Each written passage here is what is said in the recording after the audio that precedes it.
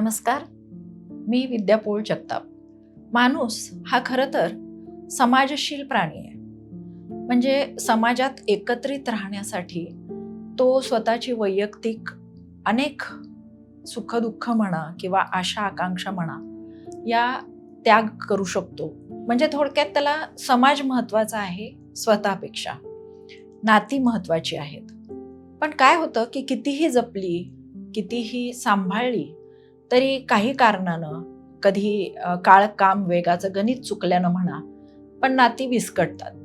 आणि कुठल्याही प्रकारे जरी नाती विस्कटली तरी या नात्यांमध्ये असणाऱ्या दोन व्यक्तींना त्याचं दुःख होत असतं. आणि जर का ती माणसं, ती नाती आपल्या आयुष्यात असणं महत्वाचं असेल तर आपण ती पुन्हा पुन्हा जोडून घेण्याचा प्रयत्न करतो. आपले हेवे दावे बाजूला ठेवून, कडवटपणा बाजूला ठेवून ही पुन्हा एकदा सांधण्याचा प्रयत्न करतो. तर ज्या वेळेला अशी काही कारणानं दुरावलेली नाती आपण सांधायला घेतो किंवा पुन्हा पुन्हा विणायला घेतो, त्यावेळी मागच्या घटनांचा, मागच्या सगळ्या घडलेल्या काही गोष्टींचा वास्तव अनुभव लक्षात घेऊन आपण ते पुन्हा विणकाम करत असतो.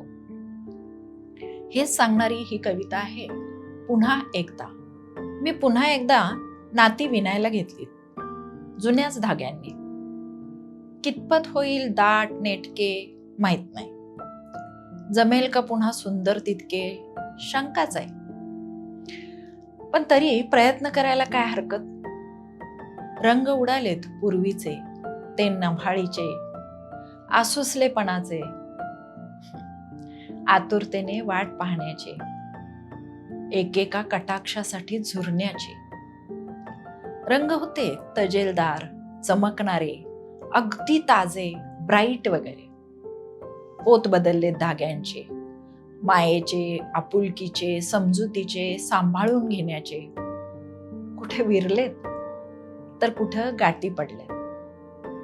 माहित आहे मला, अडकणार माझे विणकाम कुठे ना कुठे. पण थोड्या गाठी सोडवून घेईन, थोड्या नव्याने मारून देईन.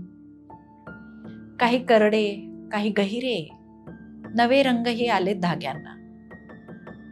जुळवून घेत गेले तर न जाणो अगदी नवी, आणखी सुबक नक्षी गवसेल. प्रयत्न करायला काय हरकत.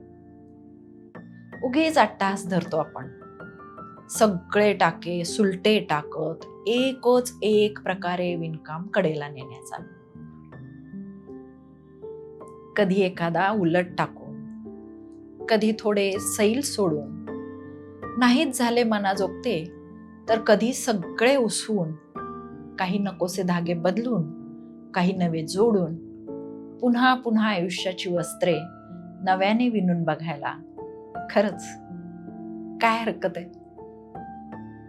धन्यवाद. कविता आवडली तर नक्की लाईक करा, सबस्क्राईब करा आणि शेअर करा.